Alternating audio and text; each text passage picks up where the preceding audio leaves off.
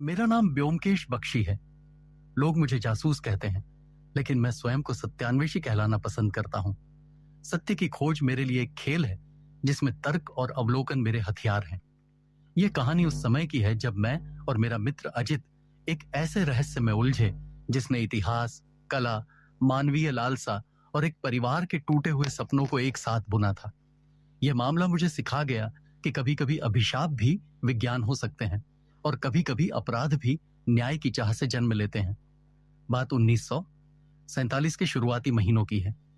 कोलकाता उन दिनों एक अजीब उथल पुथल में जी रहा था। देश आजादी की ओर बढ़ रहा था।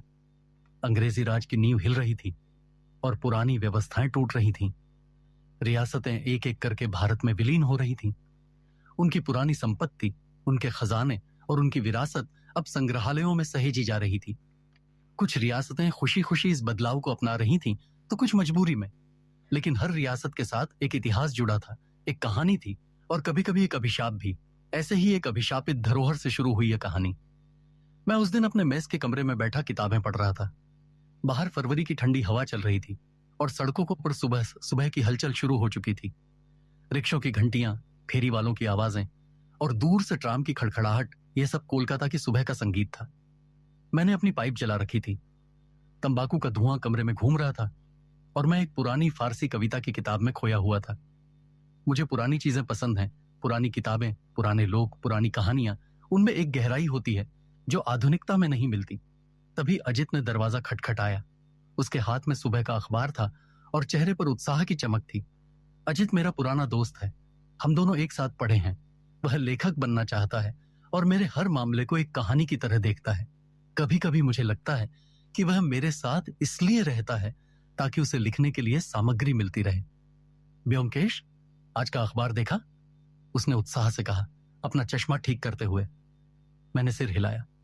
नहीं, क्या खास है?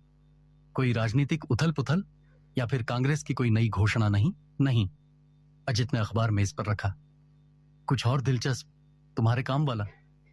पहले पन्ने पर बड़ी सुर्खी थी, संग्रहालय से अनमोल नवरत्न मुकुट की चोरी, सुराग सिर्फ एक सूखा गुलाब और रहस्यमय संदेश। मैंने अपनी पाइप मेज पर रखी और अखबार उठाया। खबर विस्तार से थी। कोलकाता के सरकारी संग्रहालय से एक बहुमूल्य मुकुट चुराया गया था। यह मुकुट रानीगंज नामक एक छोटी रियासत का था जो अब विलीन हो चुकी थी। मुकुट में 9 अलग अलग रत्न जड़े हुए थे, माणिक, नीलम, पन्ना, हीरा, मोती, मूंगा, गोमेद, पुखराज और लहसुनिया। इसका ऐतिहासिक मूल्य करोड़ों में था, लेकिन जो बात सबसे दिलचस्प थी वह था चोर का तरीका और उसका संदेश। दिलचस्प बात यह है, मैंने अजित से कहा अखबार में आगे पढ़ते हुए, कि चोर ने मुकुट की जगह एक सूखा गुलाब छोड़ा है। और देखो, यहां एक संदेश भी था, अभिशाप पूरा हुआ। अजित ने चश्मा ठीक करते हुए कहा, अभिशाप? यह तो और रहस्यमय हो गया।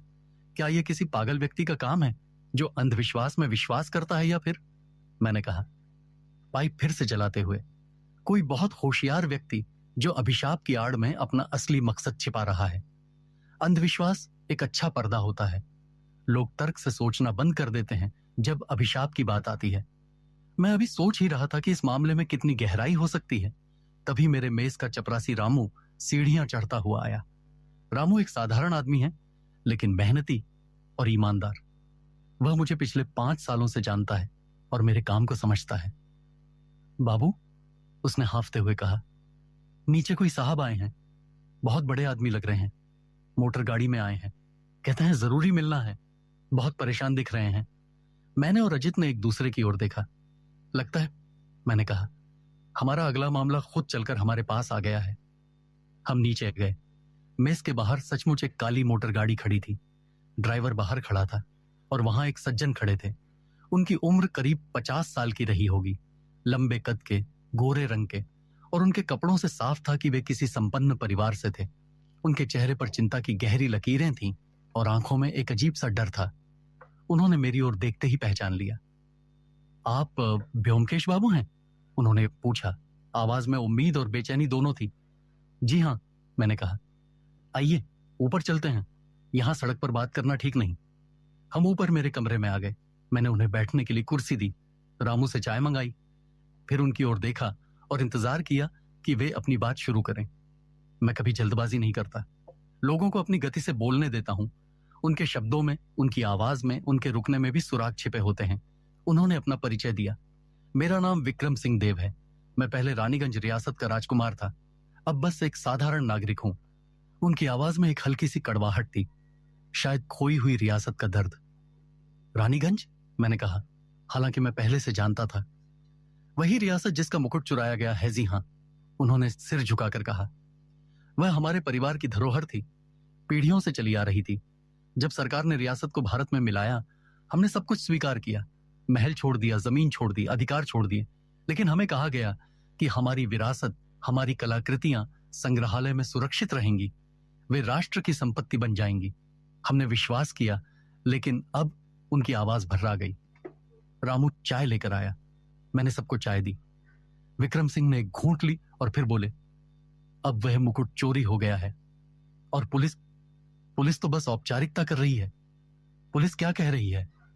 अजित ने अपनी नोटबुक निकालते हुए पूछा। विक्रम सिंह ने गहरी सांस ली। पुलिस का कहना है कि यह किसी अंतर्राष्ट्रीय तस्कर का काम है। उन्हें एक नाम मिला है, किंग मेकर।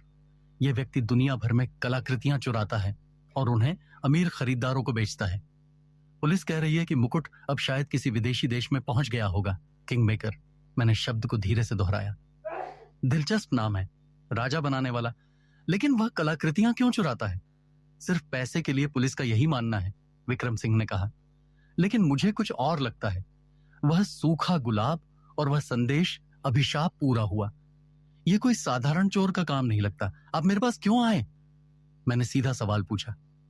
पुलिस है, सरकार है, वे सब काम कर रहे हैं। विक्रम सिंह ने मेरी आंखों में देखा। उनकी आंखों में गहरा डर था, क्योंकि पुलिस को पूरी बात नहीं पता। वे उस अभिशाप को नहीं जानते जो उस मुकुट से जुड़ा है। और अगर वह अभिशाप सच है तो... उनकी आवाज कांप गई। मैंने अपनी पाइप की राख झाड़ी। अभिशाप? कैसा अभिशाप? मुझे पूरी बात बताइए, शुरू से। विक्रम सिंह ने चाय का कप नीचे रखा और बताना शुरू किया। उनकी आवाज में इतिहास का बोझ था। यह मुकुट हमारे परिवार में करीब 60 साल पहले बनवाया गया था, मेरे परदादा महाराज रणजीत सिंह के समय। वे बहुत महत्वाकांक्षी व्यक्ति थे। उन्होंने सोचा कि एक भव्य मुकुट बनवाने से रियासत की शान बढ़ेगी। उन्होंने 9 सबसे कीमती और दुर्लभ रत्न इकट्ठे किए। कहते हैं कि हर रत्न एक अलग जगह से आया था, माणिक बर्मा से, नीलम सीलोन से, पन्ना कोलंबिया से, हीरा गोलकुंडा से, और इसी तरह बाकी रत्न भी। फिर क्या हुआ? मैंने पूछा। मेरा दिमाग पहले से ही संभावनाएं तलाशने लगा था। मुकुट बना, बहुत खूबसूरत था, लेकिन उसके बनने के कुछ ही महीनों बाद अजीब घटनाएं होने लगीं। 1898 में यह मुकुट पहली बार चोरी हुआ। एक नौकर ने चुराया था। पुलिस ने उसे पकड़ लिया और मुकुट वापस मिल गया। लेकिन 3 दिन बाद मेरे परदादा की मृत्यु हो गई, अचानक, जहर से। जहर? अजित ने चौंक कर पूछा। हाँ, डॉक्टरों ने कहा कि यह कोई धीमा जहर था जो लंबे समय से उनके शरीर में जा रहा था। लेकिन कैसे, किसने दिया, यह कभी पता नहीं चला। वह नौकर जिसने मुकुट चुराया था, उसे फांसी हो गई, लेकिन राजा की जान नहीं बची। मैं चुपचाप सुन रहा था। मेरा दिमाग हर शब्द को संजो रहा था। धीमा जहर, मुकुट की चोरी और मौत, इन सब के बीच क्या संबंध हो सकता है? और दूसरी बार? मैंने पूछा। विक्रम सिंह की आंखें नम हो गईं। 1923 में, मेरे चाचा राजकुमार देवेंद्र सिंह के समय। वे मेरे पिताजी के बड़े भाई थे। उस समय मुकुट महल में एक विशेष तिजोरी में रखा जाता था, लेकिन एक दिन वह गायब हो गया। किसी को पता नहीं चला कि किसने चुराया। तिजोरी बिना तोड़े खोली गई थी और फिर 10 दिन बाद मेरे चाचा एक शिकार यात्रा में मारे गए। कहा गया कि यह दुर्घटना थी, लेकिन परिवार को विश्वास नहीं हुआ। मुकुट मिला? मैंने पूछा। हाँ, 2 महीने बाद एक साधु ने महल के द्वार पर छोड़ दिया। बोला कि यह उसे जंगल में मिला था। उस साधु को ढूंढा गया, लेकिन वह गायब हो गया। कुछ लोगों ने कहा कि वह कोई साधु नहीं था, बल्कि चोर था जो पकड़े जाने के डर से मुकुट वापस कर गया। लेकिन सच क्या था, यह आज तक पता नहीं। मैंने सोचते हुए कहा, और अब तीसरी बार, आपको डर है कि... हाँ, विक्रम सिंह की आवाज कांप गई। मुझे डर है कि यह अभिशाप फिर से सच होगा। परिवार में किसी की मृत्यु होगी, और मुझे सबसे ज्यादा अपनी बेटी अनन्या की चिंता है। वह मुझसे बहुत प्यारी है, मेरी इकलौती संतान है। मेरी पत्नी का देहांत हो चुका है। अगर अनन्या को कुछ हो गया तो... उनकी आवाज टूट गई।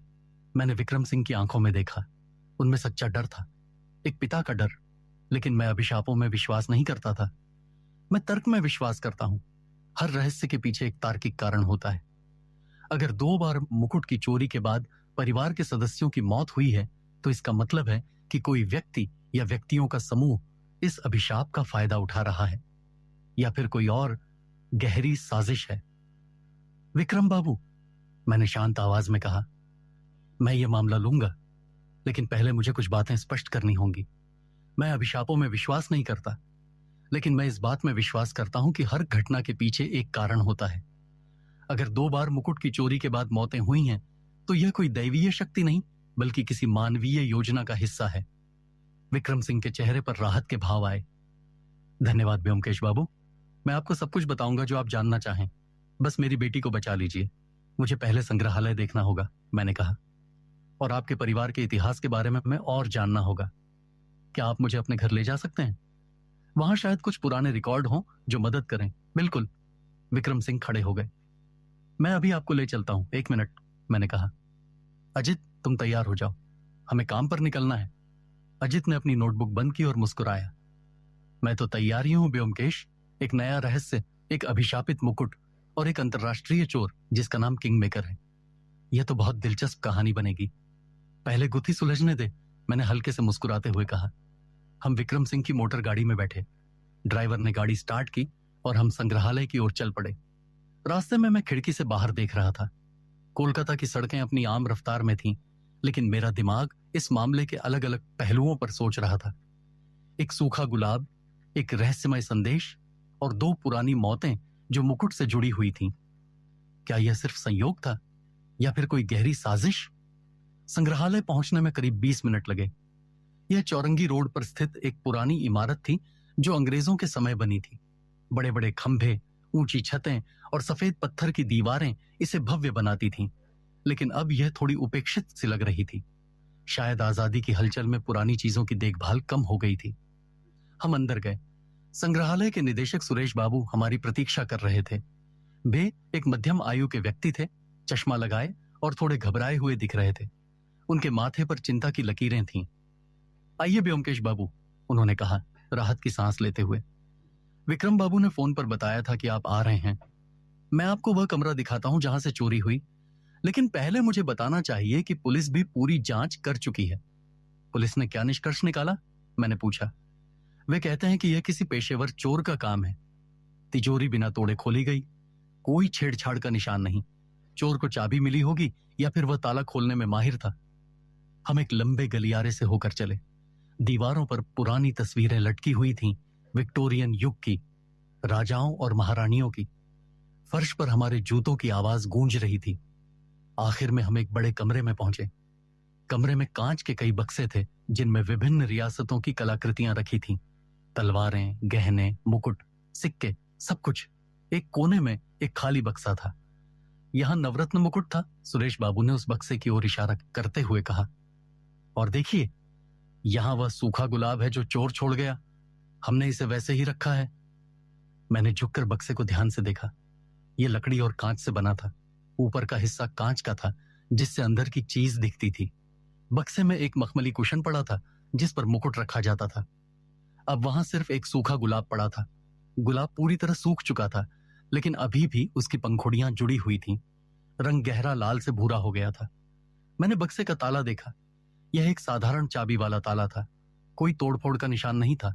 कांच भी सही सलामत था। यह कैसे खुला? मैंने पूछा। ताला तो बिल्कुल ठीक है, यही तो रहस्य है, सुरेश बाबू ने कहा, अपना चश्मा ठीक करते हुए। ताला बिना तोड़े खोला गया।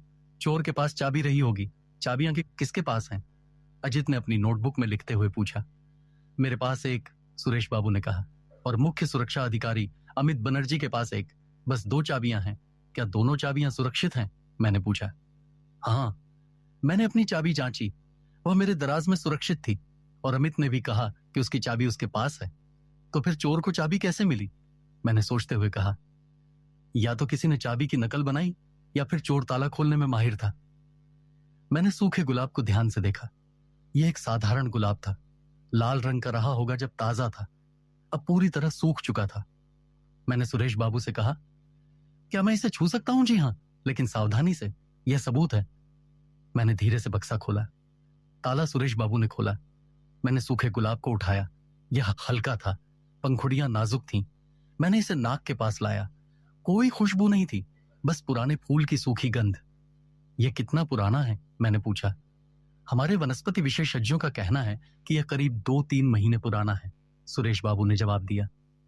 मतलब यह जनवरी के आसपास तोड़ा गया होगा। और चोरी कब हुई? 3 रात पहले, रविवार की रात, 16 फरवरी को।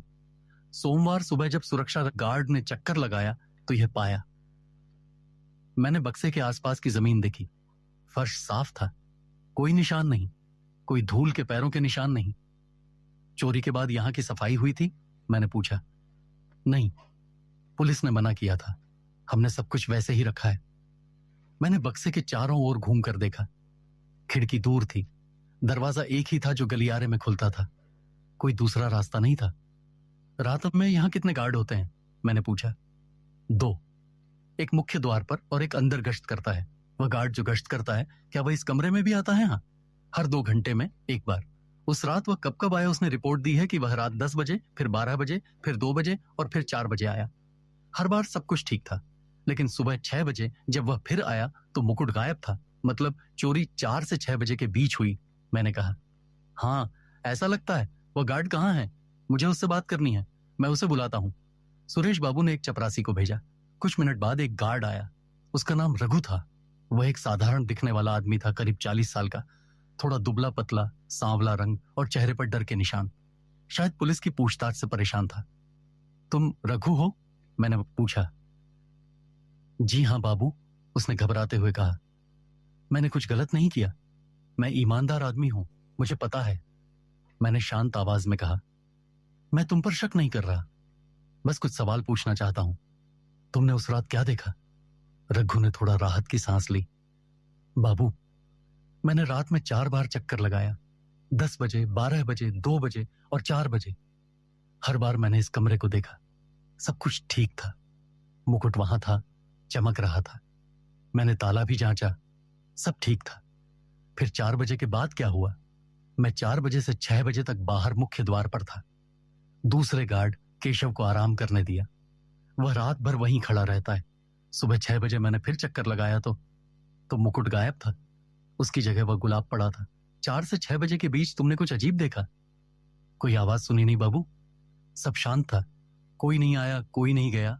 पिछवाड़े का दरवाजा वह हमेशा बंद रहता है और उस पर भी ताला है। मैंने सोचा, अगर रघु सच बोल रहा है तो चोर 4 से 6 बजे के बीच आया, लेकिन कैसे? बिना किसी को देखे, बिना कोई आवाज किए। एक बात और, मैंने पूछा, क्या तुमने रविवार की शाम कुछ असामान्य देखा था? कोई अजनबी? रघु ने सोचते हुए कहा, बाबू, एक बात थी। शाम को करीब 6 बजे जब संग्रहालय बंद हो रहा था, एक महिला आई थी। वह गुलाब का गुलदस्ता लेकर आई थी। कहने लगी कि निदेशक साहब को देना है। मैंने कहा कि संग्रहालय बंद हो रहा है, आप कल आइए।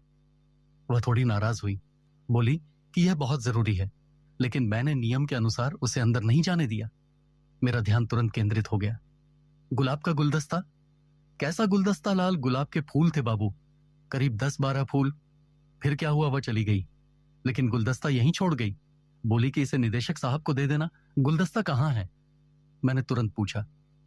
रघु का चेहरा गिर गया। बाबू, मैंने सोमवार की सुबह उसे बाहर फेंक दिया। वह मुरझा रहा था। मैंने मन ही मन झुंझलाया। एक महत्वपूर्ण सुराग नष्ट हो गया। लेकिन कोई बात नहीं, कम से कम यह पता तो चला कि गुलाब कहां से आया। वह महिला कैसी दिख रही थी? मैंने पूछा। उसकी उम्र, कद, कपड़े? रघु ने सोचने की कोशिश की। बाबू, मुझे ज्यादा ठीक से याद नहीं। उसने साड़ी पहनी थी और चेहरे पर घूंघट था, लेकिन मुझे उसकी आवाज याद है। तेज और साफ थी, पढ़ी लिखी लग रही थी। उम्र का अंदाजा शायद जवान रही होगी, 30-35 साल। ज्यादा बूढ़ी नहीं थी। वह अकेली थी। हाँ बाबू, कोई गाड़ी नहीं, पैदल आई थी। मैंने अजित की ओर देखा। वह पूरी बात अपनी नोटबुक में लिख रहा था। ठीक है रघु, मैंने कहा, अगर तुम्हें कुछ और याद आए तो मुझे बताना। रघु चला गया। मैंने सुरेश बाबू से कहा, क्या मैं सुरक्षा रजिस्टर देख सकता हूं? बिल्कुल। हम सुरक्षा कक्ष में गए। वहां एक बड़ा रजिस्टर था जिसमें हर व्यक्ति का आना जाना दर्ज होता था। मैंने रविवार 16 फरवरी की प्रविष्टियां देखी। संग्रहालय शाम 6 बजे बंद हुआ था। आखिरी आगंतुक 5:45 पर गए थे। उसके बाद कोई प्रविष्टि नहीं थी। मुख्य द्वार पर गार्ड केशव की ड्यूटी थी। उसने लिखा था कि शाम 6 बजे के बाद कोई अंदर नहीं आया। लेकिन रात की कोई प्रविष्टि नहीं थी। सिर्फ सुबह 6 बजे चोरी की खबर दर्ज थी। मैंने केशव से भी बात की। वह एक बूढ़ा गार्ड था, करीब 60 साल का। उसने भी वही बात दोहराई जो रघु ने कही थी। उसने रात में कुछ अजीब नहीं देखा। हम संग्रहालय से बाहर निकले। सड़क पर दोपहर की धूप तेज थी। अजित ने कहा, ब्योमकेश, यह चोरी बहुत सुनियोजित लगती है। चोर को ताले की चाबी मिली या फिर वह ताला खोलने में माहिर था? और वह सूखा गुलाब, यह कोई संदेश है? हाँ, मैंने कहा सोचते हुए। और वह महिला जो गुलाब का गुलदस्ता लेकर आई थी, यह संयोग नहीं हो सकता? गुलाब लाना और फिर मुकुट की जगह सूखा गुलाब छोड़ना, इसका कोई मतलब है। लेकिन क्या मतलब, यही तो पता लगाना है, मैंने कहा। चलो अब विक्रम बाबू के घर चलते हैं, वहां शायद कुछ और सुराग मिले। हम फिर से गाड़ी में बैठे। विक्रम सिंह अब तक चुप बैठे थे। उन्होंने पूछा, क्या आपको कुछ पता चला, कुछ सुराग मिले हैं? मैंने कहा, लेकिन अभी तस्वीर पूरी नहीं है। मुझे आपके परिवार के इतिहास के बारे में और जानना होगा। विक्रम सिंह का घर भवानीपुर में था। एक पुरानी हवेली जो अब कुछ जर्जर हो चुकी थी। दीवारों पर पेंट उतर रहा था। बाग में घास बढ़ी हुई थी। यह वही हाल था जो हर उस रियासत परिवार का था जिसने अपना राज खो दिया था। हवेली के अंदर पुराने जमाने की भव्यता के अवशेष दिखते थे। बड़े बड़े झूमर, संगमरमर का फर्श, दीवारों पर पुराने राजाओं की तस्वीरें, लेकिन सब कुछ थोड़ा धुंधला, थोड़ा उपेक्षित। विक्रम सिंह ने हमें बैठने के लिए कहा। एक नौकर ने चाय लाई। आप अपने परिवार के बारे में विस्तार से बताइए, मैंने कहा, खासकर उन 2 घटनाओं के बारे में जब मुकुट चोरी हुआ और परिवार के सदस्यों की मौत हुई। विक्रम सिंह ने गहरी सांस ली और शुरू किया। विक्रम सिंह ने अपनी कहानी जारी रखी। मेरे परदादा महाराज रणजीत सिंह बहुत महत्वाकांक्षी व्यक्ति थे। वे चाहते थे कि रानीगंज रियासत का नाम बड़ी रियासतों में गिना जाए। हालांकि हमारी रियासत छोटी थी, लेकिन वे इसे भव्य बनाना चाहते थे। 1895 में उन्होंने यह मुकुट बनवाने का फैसला किया। मैं ध्यान से सुन रहा था। विक्रम सिंह की आवाज में अपने पूर्वजों के प्रति सम्मान था। उन्होंने देश विदेश से 9 दुर्लभ रत्न इकट्ठे किए। माणिक बर्मा से, नीलम सीलोन से, पन्ना कोलंबिया से, हीरा गोलकुंडा से, बाकी रत्न भी अलग अलग जगहों से आए। एक विशेष पंडित को बुलाया गया जिसने बताया कि कौन सा रत्न किस स्थान पर जड़ना चाहिए। मुकुट बनवाने में करीब 1 साल लगा। 1896 में यह तैयार हुआ। किस कारीगर ने बनाया, मैंने पूछा। एक बहुत प्रसिद्ध सुनार था। उसका नाम मोहन लाल था। वह जयपुर से आया था। उसने अपनी पूरी कला इस मुकुट में उड़ेल दी। मुकुट सचमुच अद्भुत था। सोने की बारीक नक्काशी, रत्नों की चमक देखने वाला मंत्रमुग्ध हो जाता था। वह कारीगर अभी जीवित है नहीं, वह बहुत पहले गुजर गया, लेकिन उसके परिवार के कुछ लोग अभी भी जयपुर में हैं। ठीक है, आगे बताइए। मुकुट बनने के बाद क्या हुआ? विक्रम सिंह ने चाय का घूंट लिया। पहले 2 साल सब ठीक रहा। मुकुट को खास अवसरों पर पहना जाता था, लेकिन 1898 में एक नौकर ने इसे चुरा लिया। उसका नाम था रामू। वह महल में काम करता था। उसे मुकुट की तिजोरी की चाबी का पता था। एक रात उसने चाबी चुराई और मुकुट लेकर भाग गया। पकड़ा गया। 3 दिन बाद वह शहर से बाहर जा रहा था। पुलिस ने उसे पकड़ लिया। मुकुट वापस मिल गया, लेकिन उसी रात मेरे परदादा बीमार पड़ गए। उनकी तबीयत तेजी से बिगड़ती गई। डॉक्टरों ने कहा कि यह धीमा जहर है जो लंबे समय से उनके शरीर में जा रहा था। 3 दिन बाद उनकी मृत्यु हो गई। जहर कैसे दिया गया इसका पता चला नहीं। जांच हुई, लेकिन कुछ नहीं मिला। खाने पीने की सब चीजें जांची गईं, कोई जहर नहीं मिला। वह नौकर रामू को पूछा गया, लेकिन उसने इनकार किया। कहा कि उसने सिर्फ मुकुट चुराया था, जहर नहीं दिया। उसे सजा मिली, उसे फांसी हो गई। लेकिन मेरे परदादा वापस नहीं आए। मैंने सोचा, धीमा जहर जो लंबे समय से शरीर में जा रहा था, लेकिन कैसे और क्यों? दूसरी घटना के बारे में बताइए, मैंने कहा। वह 1923 की बात है। मेरे चाचा राजकुमार देवेंद्र सिंह उस समय रियासत के प्रबंधक थे। मेरे दादा महाराज थे, लेकिन बीमार रहते थे। चाचा सब संभालते थे। एक दिन मुकुट गायब हो गया। तिजोरी बंद थी, लेकिन मुकुट नहीं था। कैसे खुली तिजोरी यही रहस्य था। तिजोरी में कोई तोड़फोड़ नहीं थी, लेकिन मुकुट गायब था। पुलिस ने जांच की, लेकिन कोई सुराग नहीं मिला। और फिर 10 दिन बाद मेरे चाचा एक शिकार यात्रा पर गए। वहां जंगल में उनकी दुर्घटना हो गई। कहा गया कि वे गिर गए और सिर में चोट लगी, लेकिन कुछ लोगों ने कहा कि उन्हें धक्का दिया गया था। कौन लोग साथ थे? कुछ नौकर और दोस्त। सबसे पूछताछ हुई, लेकिन कुछ नहीं निकला। मामला दुर्घटना मानकर बंद कर दिया गया और मुकुट 2 महीने बाद एक साधु ने महल के द्वार पर छोड़ दिया। उसने कहा कि यह उसे जंगल में मिला था। उस साधु को ढूंढा गया, लेकिन वह गायब हो गया। कुछ लोगों ने कहा कि वह कोई साधु नहीं था, बल्कि चोर था, जो डर से मुकुट वापस कर गया। मैंने अजित की ओर देखा। वह विक्रम बाबू? मैंने पूछा। क्या आपके परिवार में किसी और ने भी रहस्यमय मौत पाई, मुकुट से जुड़े बिना? विक्रम सिंह ने सोचा। नहीं, ऐसा कुछ नहीं। बाकी सब स्वाभाविक मौत हुई। आपकी बेटी कहाँ है? मैं उसे मिलना चाहूंगा। वह ऊपर अपने कमरे में है, मैं उसे बुलाता हूं। विक्रम सिंह ने एक नौकर को भेजा। कुछ देर बाद एक युवती आई। उसकी उम्र करीब 22-23 साल की रही होगी। सुंदर चेहरा, लंबे काले बाल और आंखों में एक तेज बुद्धिमत्ता। उसने सलवार कुर्ता पहना था। पढ़ी लिखी और आधुनिक लगती थी। यह मेरी बेटी अनन्या है, विक्रम सिंह ने परिचय कराया। अनन्या, यह व्योमकेश बाबू हैं, बहुत प्रसिद्ध सत्यान्वेषी। वे हमारी मदद करेंगे। नमस्ते, अनन्या ने कहा आत्मविश्वास से। पिताजी ने आपके बारे में बताया। आप उस मुकुट को ढूंढेंगे? कोशिश करूंगा, मैंने कहा, लेकिन पहले मुझे कुछ सवाल पूछना है। बैठिए। अनन्या बैठ गई। मैंने पूछा, आपको उस मुकुट के बारे में क्या पता है? अनन्या ने सोचते हुए कहा, बचपन से हमने अभिशाप की कहानियां सुनी हैं। दादी हमेशा कहती थी कि वह मुकुट शापित है। जब भी वह चोरी होता है, परिवार में किसी की मृत्यु होती है। उन्हें नहीं चाहिए था कि वह संग्रहालय में रखा जाए। उन्होंने पिताजी से कहा था कि इसे किसी नदी में प्रवाहित कर दें, लेकिन पिताजी ने नहीं माना। कहा कि यह हमारी विरासत है। आपकी दादी अभी जीवित है नहीं। 2 साल पहले उनका देहांत हो गया, लेकिन अंत तक वे उस मुकुट से डरती रहीं। आपको डर नहीं लगता? अनन्या ने एक पल रुककर कहा, मैं अंधविश्वास में विश्वास नहीं करती। मैं कॉलेज में विज्ञान पढ़ती हूं, लेकिन उसकी आवाज हल्की हो गई। लेकिन जो 2 बार हुआ है, अगर फिर से हो तो? पिताजी मेरे लिए बहुत चिंतित हैं। क्या आपने कभी किसी को परिवार के बारे में पूछताछ करते देखा? मैंने पूछा। या कोई अजनबी जो मुकुट में रुचि दिखाता हो? अनन्या ने थोड़ा सोचा। जी हां, पिछले महीने जनवरी के मध्य में एक व्यक्ति आया था। वह इतिहासकार होने का दावा कर रहा था।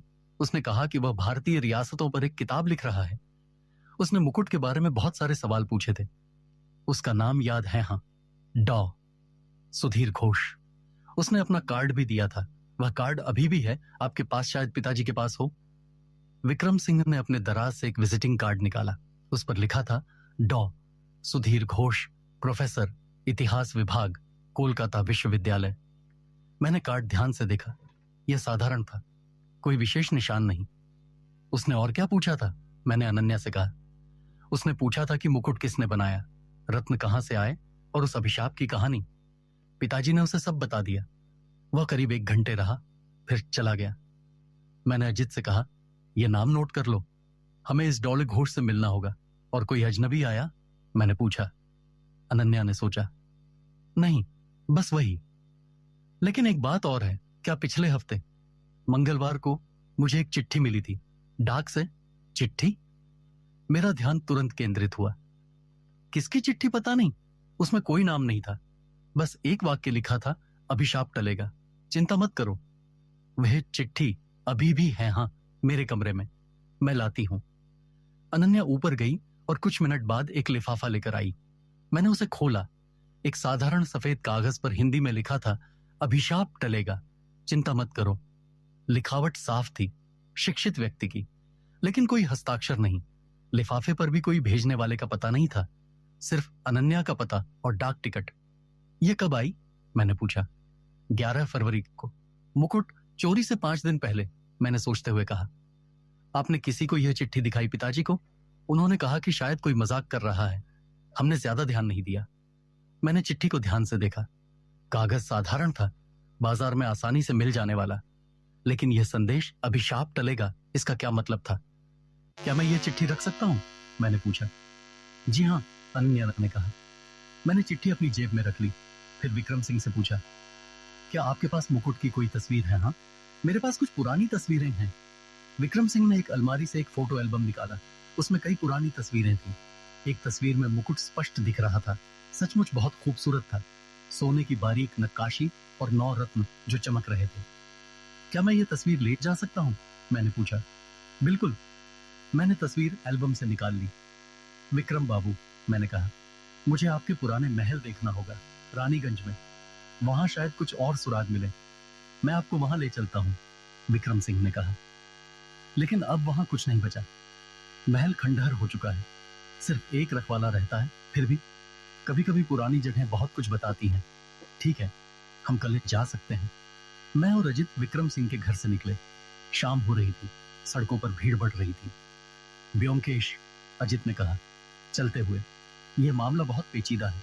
एक अभिशापित मुकुट, 2 पुरानी मौतें, एक रहस्यमय चिट्ठी और एक इतिहासकार जो सवाल पूछ रहा था। हाँ, मैंने कहा। और वह सबसे महत्वपूर्ण सुराग, गुलाब लाने वाली महिला। वही शायद इस पूरे रहस्य की चाबी है। लेकिन वह कौन थी और क्यों गुलाब लाई, यही तो पता लगाना है। कल हम डॉ. सुधीर घोष से मिलेंगे। शायद वह कुछ बता सके। हम अपने मेज वापस आ गए। रात का खाना खाने के बाद मैं अपने कमरे में बैठा। मैंने सारी जानकारी को दिमाग में फिर से व्यवस्थित किया। एक मुकुट 1896 में बना। 2 1858 में पहली चोरी, राजा रणजीत सिंह की मृत्यु, धीमा जहर। 3 1923 में दूसरी चोरी, राजकुमार देवेंद्र सिंह की मृत्यु, दुर्घटना। 4 2025 में तीसरी चोरी, सूखा गुलाब और संदेश। 5 एक महिला ने गुलाब का गुलदस्ता दिया। 6 डॉ.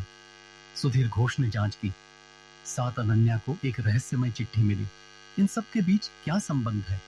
मैंने अपनी पाइप जलाई और सोचने लगा। अगला दिन आया। सुबह हम कोलकाता विश्वविद्यालय गए। इतिहास विभाग कॉलेज स्ट्रीट पर था। हम डॉक्टर सुधीर घोष का कमरा ढूंढते हुए पहुंचे। डॉ. सुधीर घोष का कमरा तीसरी मंजिल पर था। दरवाजे पर उनका नाम लिखा था। मैंने दस्तक दी। आइए, अंदर से आवाज आई।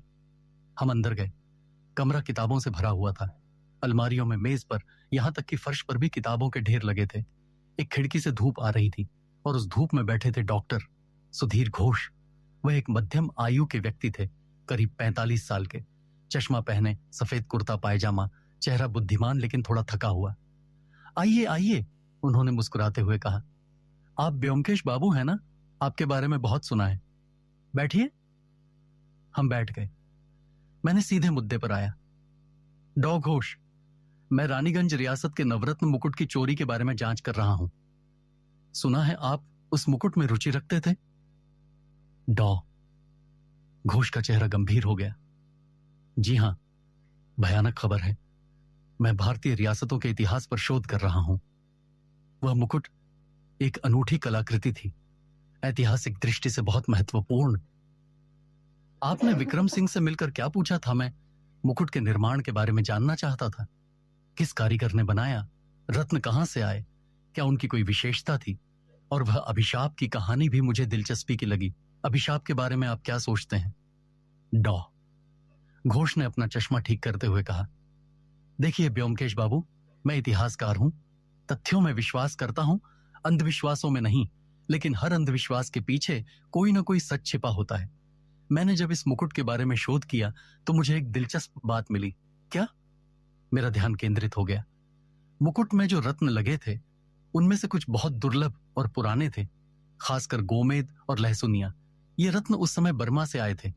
मैंने पुरानी किताबों में पढ़ा कि 19वीं सदी के अंत में बर्मा से आने वाले कुछ रत्नों में रासायनिक अशुद्धियां होती थीं। रासायनिक अशुद्धियां?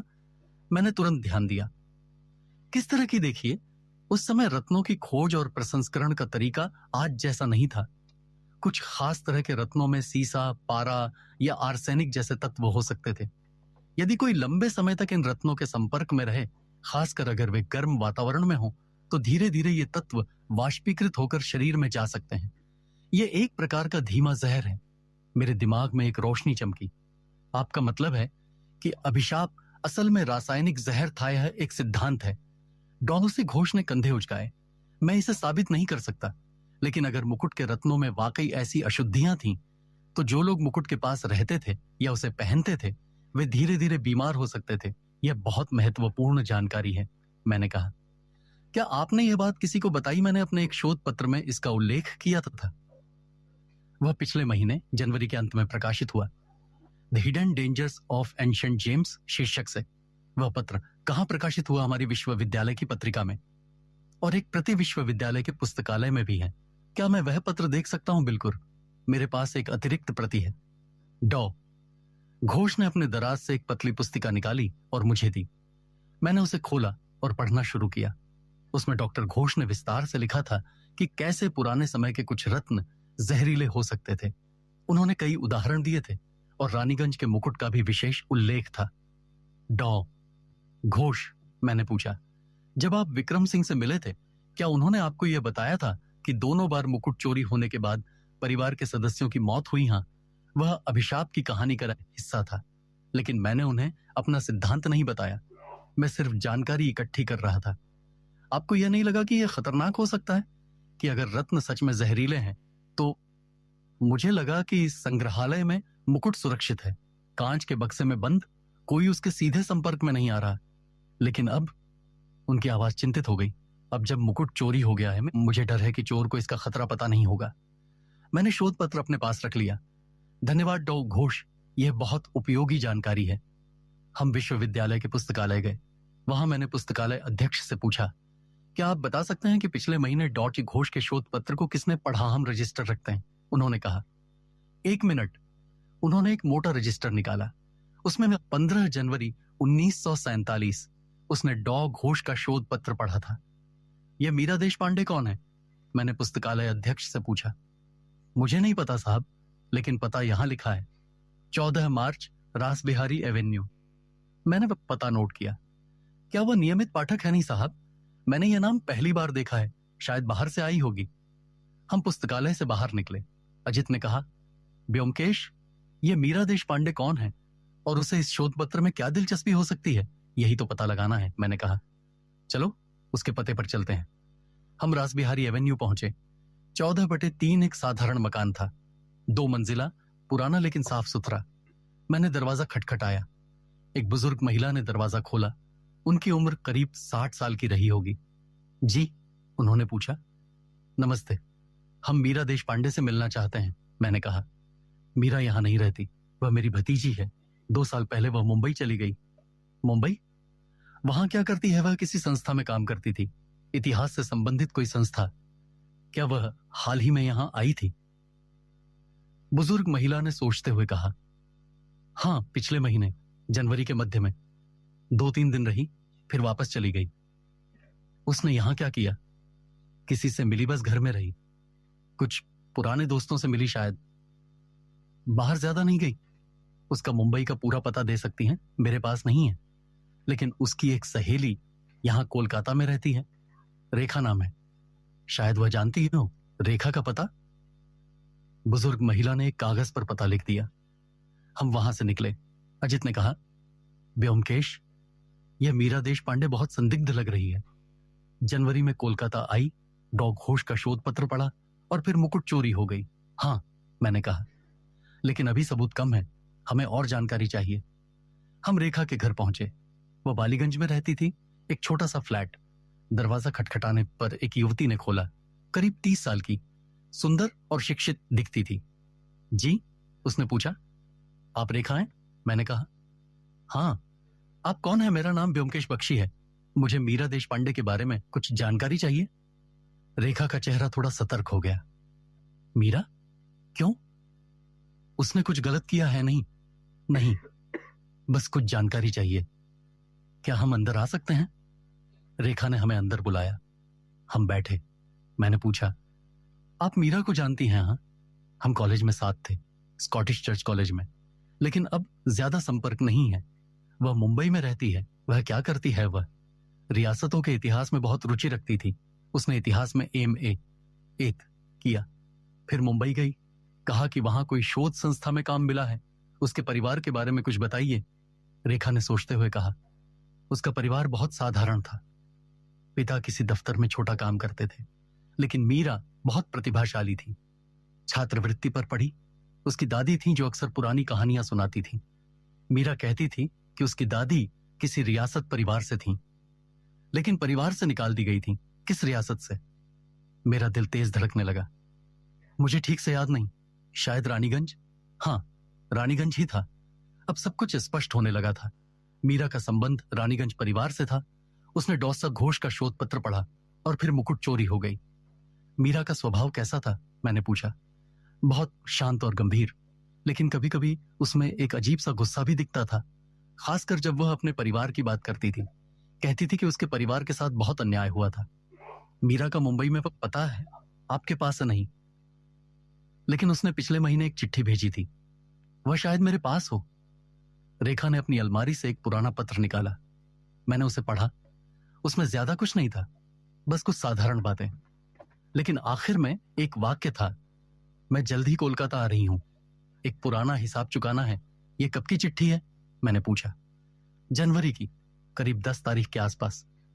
मैंने चिट्ठी को ध्यान से देखा। लिखावट वही थी जो अनन्या को मिली चिट्ठी में थी। रेखा जी, मैंने कहा, यह बहुत महत्वपूर्ण है।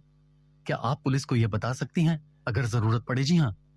लेकिन मीरा ने कुछ गलत किया है क्या? मुझे नहीं पता, लेकिन हमें उससे बात करनी होगी। हम रेखा के घर से निकले। शाम हो रही थी। मैंने अजित से कहा, अब तस्वीर साफ होने लगी है। मीरा देशपांडे का संबंध रानीगंज परिवार से है। उसकी दादी उस परिवार से थी, लेकिन निकाल दी गई थी। मीरा ने डॉक्टर घोष का शोध पत्र पढ़ा, जिसमें मुकुट के जहरीले होने की बात थी, और फिर वह पुराना हिसाब चुकाने के लिए कोलकाता आई। तुम्हें लगता है उसने मुकुट चुराया? अजित ने पूछा। संभव है, लेकिन क्यों और कैसे, ये सवाल अभी भी बाकी हैं। हमें और गहराई में जाना होगा। कल हम रानीगंज जाएंगे। वहां के पुराने महल में शायद कुछ और सुराग मिले। अगली सुबह हम रानीगंज के लिए निकले। विक्रम सिंह भी हमारे साथ थे। गाड़ी में बैठे हुए मैं अब तक मिली सारी जानकारी पर विचार कर रहा था। मीरा देशपांडे एक इतिहास में रुचि रखने वाली युवती, जिसकी दादी रानीगंज परिवार से थी। उसने डॉक्टर घोष का शोध पत्र पढ़ा, जिसमें मुकुट के जहरीले रत्नों की बात थी। फिर वह कोलकाता आई पुराना हिसाब चुकाने, और फिर मुकुट गायब हो गया। लेकिन अभी भी कई सवाल अनुत्तरित थे। मुकुट चुराने का उसका मकसद क्या था? बदला, पैसा, या कुछ और वह महिला जो गुलाब का गुलदस्ता लेकर आई थी, क्या वह मीरा थी? रानीगंज कोलकाता से करीब 3 घंटे की दूरी पर था। छोटा सा शहर जो अब अपने पुराने वैभव को खो चुका था। सड़कें संकरी थीं, मकान पुराने, कोयले की खदानें इलाके की पहचान थीं। पुराना महल शहर के बाहर एक छोटी पहाड़ी पर था, जंगल के किनारे। गाड़ी एक उबड़ खाबड़ रास्ते से होकर वहां पहुंची।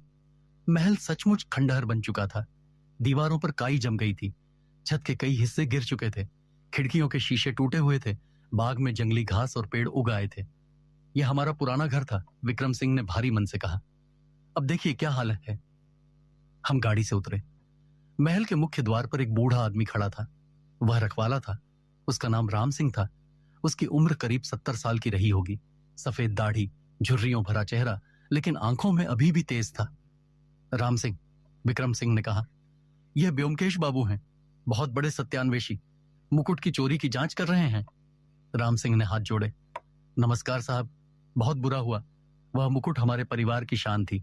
राम सिंह, मैंने पूछा, तुम कब से यहां काम कर रहे हो साहब? 50 साल से। मेरे पिताजी भी यहां काम करते थे। मैंने बचपन से इस महल को देखा है। क्या हाल ही में कोई यहां आया था? मैंने पूछा। कोई अजनबी? राम सिंह ने सोचते हुए कहा, हाँ साहब, पिछले महीने जनवरी के आखिरी हफ्ते में एक बिटिया आई थी। कहती थी कि वह परिवार की है। उसका नाम मीरा था। मेरा दिल तेज धड़कने लगा। मीरा? तुमने उसे कैसे पहचाना कि वह परिवार की है साहब? उसने बताया कि वह राजकुमार हरेंद्र सिंह की परपोती है। उसकी दादी यहां से गई थी। मैं उन्हें याद करता हूं, छोटी थी जब गई। राजकुमार हरेंद्र सिंह? मैंने विक्रम सिंह की ओर देखा। विक्रम सिंह का चेहरा पीला पड़ गया। हरेंद्र सिंह मेरे दादा के छोटे भाई थे। उनकी शादी एक साधारण परिवार की लड़की से हुई थी। परिवार ने इसे स्वीकार नहीं किया। उन्हें रियासत से निकाल दिया गया था। यह बहुत पुरानी बात है। यह कब की बात है? मैंने पूछा। करीब 60 साल पहले, 1890 के दशक में। हरेंद्र सिंह की मृत्यु बहुत करीबी में हुई। उनका परिवार बिखर गया। अब मुझे समझ आया, मीरा का परिवार से पुराना हिसाब था, बहुत पुराना। राम सिंह, मैंने कहा, उस मीरा ने यहाँ क्या किया साहब? वो पुराने रिकॉर्ड देखना चाहती थी, कहती थी कि उसे अपने परिवार के बारे में जानना है। मैंने उसे पुराने कागजात दिखाए जो तहखाने में रखे हैं। कौन से कागजात? परिवार के पुराने पत्र, डायरियां, हिसाब किताब की किताबें। वह कुछ ले गई नहीं साहब, लेकिन उसने बहुत देर तक एक पुरानी डायरी पढ़ी, राजकुमार हरेंद्र सिंह की डायरी। वह डायरी अभी भी है। हाँ साहब, सब कुछ वैसे ही है, मुझे वह दिखाओ। राम सिंह हमें महल के अंदर ले गया। अंदर अंधेरा था, खिड़कियों से थोड़ी रोशनी आ रही थी। दीवारों पर पुरानी तस्वीरें लटकी थीं, राजाओं और रानियों की। फर्श पर धूल जमी थी, कोनों में मकड़ी के जाले थे। हम तहखाने में उतरे। सीढ़ियां टूटी हुई थीं। नीचे एक बड़ा कमरा था जहां पुराने बक्से रखे थे। राम सिंह ने एक बक्सा खोला, उसमें पुराने कागजात भरे थे। उसने एक डायरी निकाली, यह चमड़े से बंधी हुई थी, पन्ने पीले पड़ चुके थे। यह राजकुमार हरेंद्र सिंह की डायरी है, राम सिंह ने कहा। मैंने डायरी खोली, उसमें 1890 के दशक की प्रविष्टियां थीं।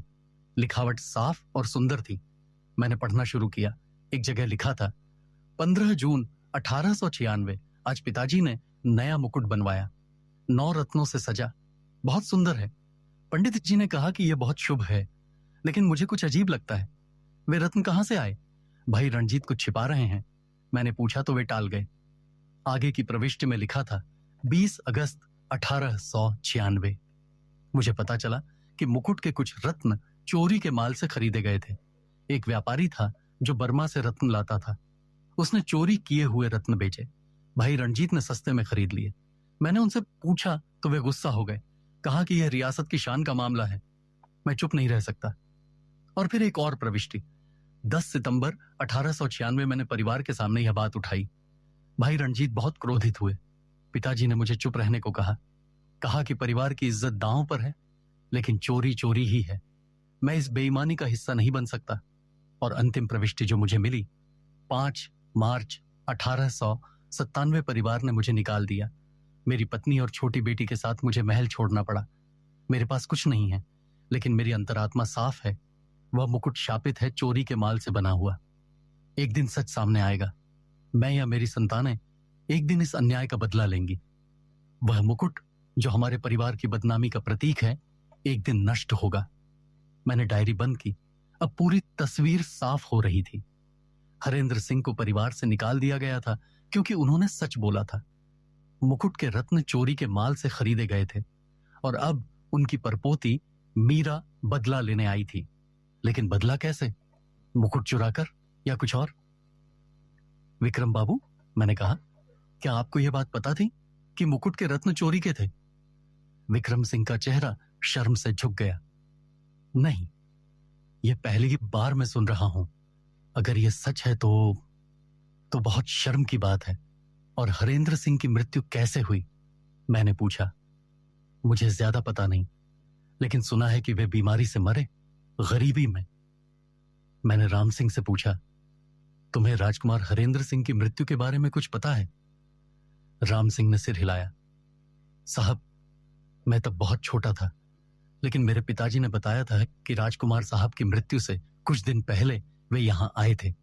उन्होंने महल में घुसने की कोशिश की, कहा कि उन्हें मुकुट देखना है, लेकिन उन्हें अनुमति नहीं दी गई।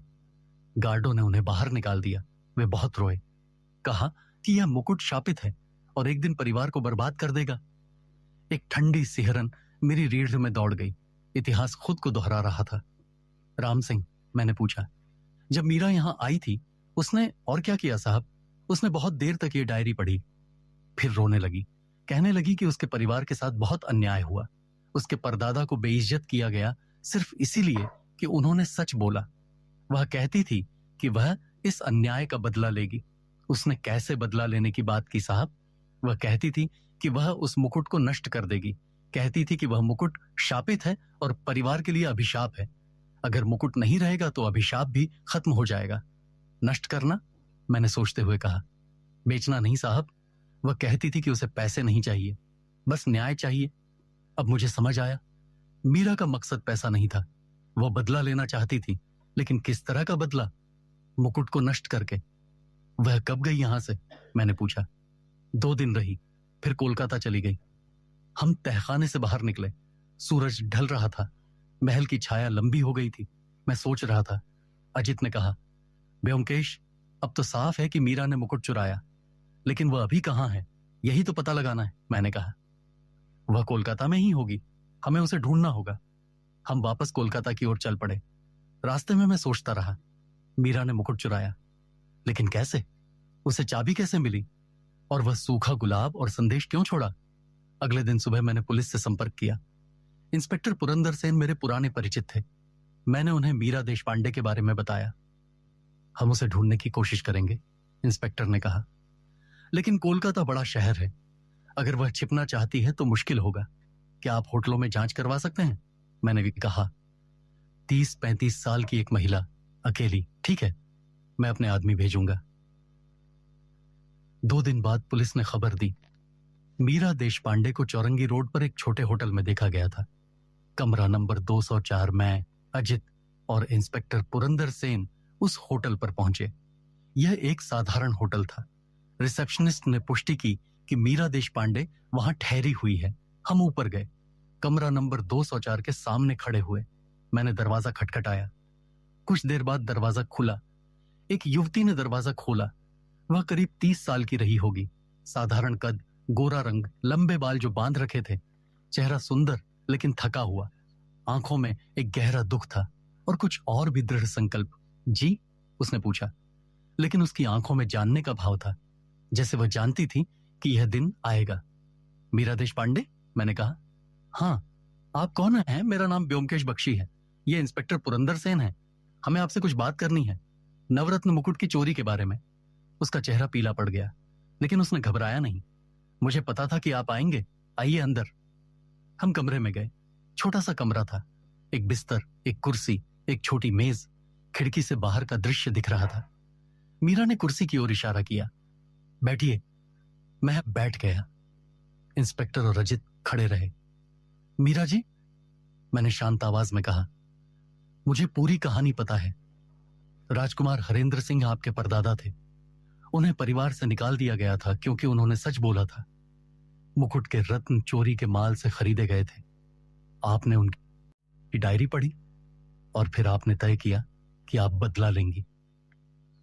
मीरा की आंखों में आंसू आ गए।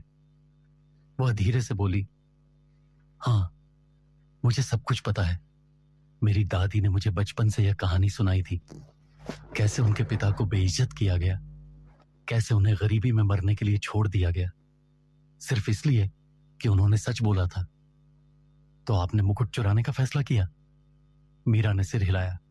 हाँ, लेकिन सिर्फ बदले के लिए नहीं। जब मैंने डॉ घोष का शोध पढ़ा तो मुझे पता चला कि मुकुट के रत्न जहरीले हो सकते हैं। तभी मुझे समझ आया कि वह अभिशाप क्या था। मेरे परदादा की डायरी में भी इसका संकेत था। उन्होंने लिखा था कि मुकुट शापित है, तो आपने मुकुट चुराया ताकि मैं उसे नष्ट कर सकूं। मीरा ने कहा, आवाज में दृढ़ता थी। वह मुकुट खतरनाक है। उसने मेरे परिवार को बर्बाद किया और अब विक्रम सिंह की बेटी भी खतरे में हो सकती थी। मैं नहीं चाहती थी कि कोई और इस अभिशाप का शिकार हो। लेकिन आपने चोरी कैसे की? मैंने पूछा। आपको चाबी कैसे मिली? मीरा ने गहरी सांस ली। मैं संग्रहालय में काम करने वाले एक सुरक्षा अधिकारी से मिली। उसका नाम अमित बनर्जी है। मैंने उसे पूरी कहानी बताई, मेरे परदादा के साथ हुए अन्याय की और मुकुट के जहरीले होने की। उसे मुझ पर दया आई। उसने मदद की और चाबी दे दी। और सूखा गुलाब? मैंने पूछा। मीरा की आंखों में एक अजीब सी चमक आई। वह एक संकेत था। मेरी दादी कहती थी कि जब हरेंद्र सिंह को निकाला गया तो उन्होंने महल में सूखे गुलाब छोड़े थे। यह उनके दुख का प्रतीक था। मैंने वही किया। गुलाब प्यार और बलिदान का प्रतीक, लेकिन सूखा गुलाब मरे हुए सपनों और अन्याय का प्रतीक। और वह संदेश, अभिशाप पूरा हुआ क्योंकि अब मुकुट चला गया है। अभिशाप पूरा हो गया, अब कोई और नहीं मरेगा। इंस्पेक्टर पुरंदर ने कहा, लेकिन यह चोरी है, आपको गिरफ्तार करना होगा। मीरा ने शांति से कहा, मुझे पता है, मैं तैयार हूं। तभी फिर से दरवाजे पर दस्तक हुई। एक आदमी अंदर आया। वह सुरक्षा अधिकारी अमित बनर्जी था, करीब 40 साल का, साधारण दिखने वाला। मीरा, उसने कहा घबराहट में, पुलिस को शक हो गया है। मैंने सुना कि वे मुझे भी ढूंढ रहे हैं। इंस्पेक्टर ने कहा। तो तुमने मदद की थी, तुम भी गिरफ्तार हो गए। अमित का चेहरा उतर गया, लेकिन फिर उसने कहा, मुझे पता था कि यह दिन आएगा, लेकिन मैंने जो किया वह सही था। मुकुट कहाँ है? इंस्पेक्टर ने सख्ती से पूछा। मीरा चुप रही। देखिए मीरा जी, मैंने शांत आवाज में कहा, मैं आपकी भावनाओं को समझता हूं। आपके परिवार के साथ अन्याय हुआ, लेकिन चोरी गलत है, और अगर मुकुट सच में जहरीला है तो उसे सुरक्षित रखना जरूरी है। आप उसे नष्ट नहीं कर सकती, वह एक ऐतिहासिक धरोहर है। मीरा ने अपना बैग खोला और एक कागज निकाला। मैंने मुकुट को एक प्रयोगशाला में भेजा था, परीक्षण के लिए। यह रिपोर्ट है। मैंने रिपोर्ट ली और पढ़ी। उसमें लिखा था, नमूना, नवरत्न मुकुट के रत्नों की सतह से लिए गए कण। परीक्षण परिणाम, गोमेद और लहसुनिया रत्नों में पारा, मरकरी और सीसा, लेड के सूक्ष्म अंश पाए गए। लंबे समय तक इनके सीधे संपर्क में रहने से धीमा विषाक्तता हो सकती है। लक्षण, कमजोरी, सिरदर्द और अंततः अंग विफलता। तो अभिशाप सच था? अजित ने हैरानी से कहा। नहीं, मैंने कहा, अभिशाप नहीं, विज्ञान। जो लोग मुकुट के पास रहते थे या उसे पहनते थे, वे धीरे धीरे जहर के शिकार होते गए।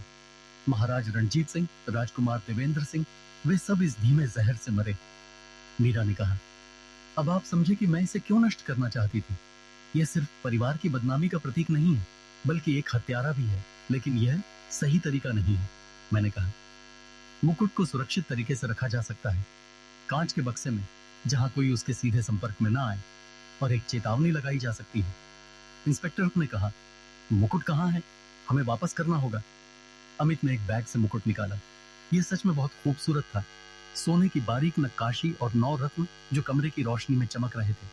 माणिक की लाल चमक, नीलम की नीली, पन्ने की हरी, सब कुछ मंत्रमुग्ध करने वाला था। लेकिन अब मैं जानता था कि इसकी खूबसूरती के पीछे एक अंधेरा सच छिपा था। मीरा ने मुकुट की ओर देखा। उसकी आंखों में नफरत और दुख दोनों थे। यह मुकुट मेरे परिवार को बर्बाद कर गया। मेरे परदादा को गरीबी में मरना पड़ा, मेरी दादी को ताउम्र अपमान सहना पड़ा, और सब कुछ इस झूठी शान के लिए। मीरा जी, मैंने कहा, मैं आपकी मदद कर सकता हूं, लेकिन आपको मुकुट वापस करना होगा और सच बताना होगा, अदालत में। मीरा ने आंसू पोंछे। ठीक है, मैं तैयार हूं। मुझे पता था कि इसका अंजाम यही होगा, लेकिन कम से कम सच तो सामने आया। हम पुलिस स्टेशन गए। मीरा और अमित को हिरासत में लिया गया, लेकिन इंस्पेक्टर ने उनके साथ अच्छा व्यवहार किया। उनकी नीयत बुरी नहीं थी, ये सब समझ सकते थे। विक्रम सिंह को खबर दी गई।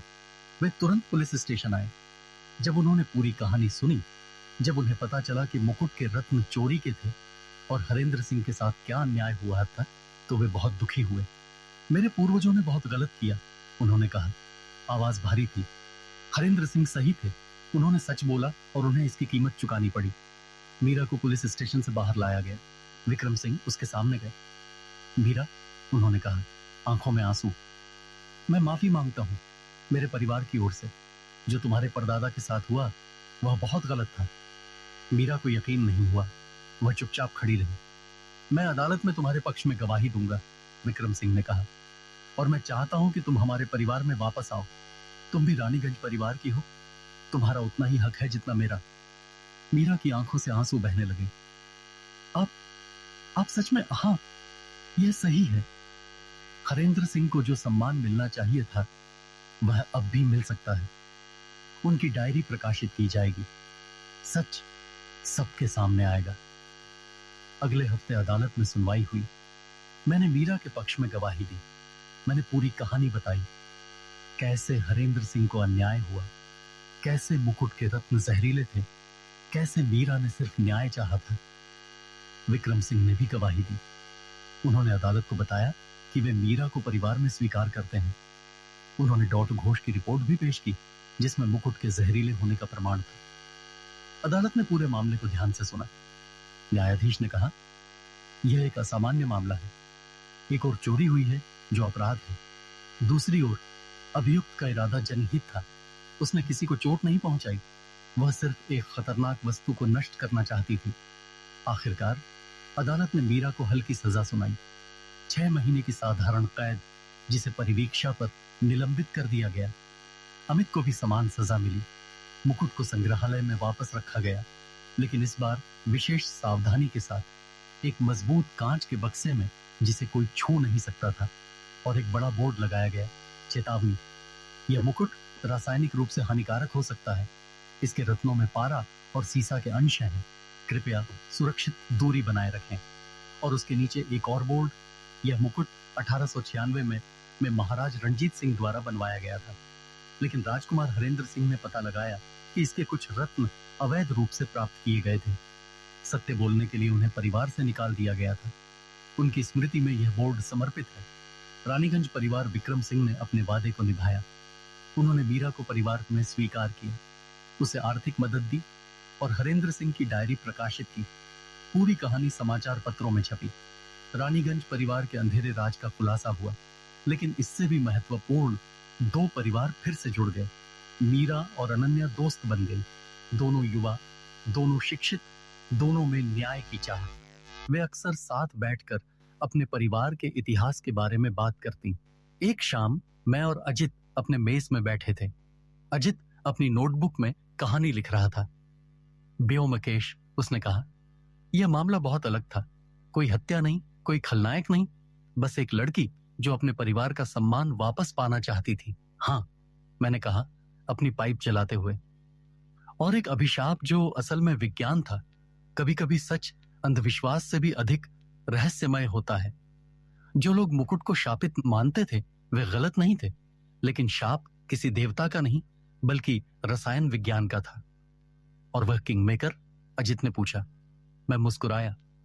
किंगमेकर कोई अंतरराष्ट्रीय तस्कर नहीं था। यह सिर्फ एक नाम था जो पुलिस ने अंदाजे से लगाया। जब बड़ी चोरी होती है तो लोग बड़े चोरों के नाम लेने लगते हैं, लेकिन असली चोर तो मीरा थी, एक साधारण लड़की जिसके दिल में अपने परिवार के लिए प्यार और न्याय की चाह थी। लेकिन ब्योमकेश, अजित ने कहा, तुमने कैसे पहचाना कि यह अभिशाप नहीं बल्कि जहर था? मैंने पाइप से धुआं छोड़ा। जब मैंने सुना कि दोनों मौतें धीमे जहर से हुईं, तो मुझे शक हुआ। अभिशाप तो तुरंत मारते हैं, कम से कम कहानियों में, लेकिन यहां धीमा जहर था। फिर जब डॉक्टर घोष ने रत्नों की रासायनिक अशुद्धियों के बारे में बताया तो सब कुछ स्पष्ट हो गया। हर सुराग एक ही दिशा में इशारा कर रहा था। और तुम्हें कैसे पता चला कि मीरा ने चुराया गुलाब? मैंने कहा। वह गुलदस्ता जो एक महिला लेकर आई थी, और फिर मुकुट की जगह सूखा गुलाब। यह कोई साधारण चोर का काम नहीं था। यह किसी भावुक व्यक्ति का था, किसी ऐसे व्यक्ति का जिसके लिए यह सिर्फ चोरी नहीं बल्कि एक संदेश था। फिर जब मुझे पता चला कि मीरा ने डॉन घोष का शोध पत्र पढ़ा और रानीगंज आई तो सब कुछ जुड़ गया। तुम सच में अद्भुत हो, अजित ने प्रशंसा से कहा। अद्भुत नहीं, मैंने कहा, बस अवलोकन और तर्क। हर रहस्य के पीछे एक कहानी होती है, हर अपराध के पीछे एक मकसद, बस उसे समझना होता है। अजित ने अपनी नोटबुक बंद की। यह कहानी लोगों को पसंद आएगी। एक अभिशापित मुकुट, एक टूटा हुआ परिवार और आखिर में सुलह, शायद, मैंने कहा। लेकिन असली सबक यह है कि हर अभिशाप के पीछे एक तर्क होता है, हर रहस्य का एक उत्तर होता है, बस उसे ढूंढने की जरूरत होती है। और कभी कभी न्याय अदालत में नहीं बल्कि दिलों में होता है।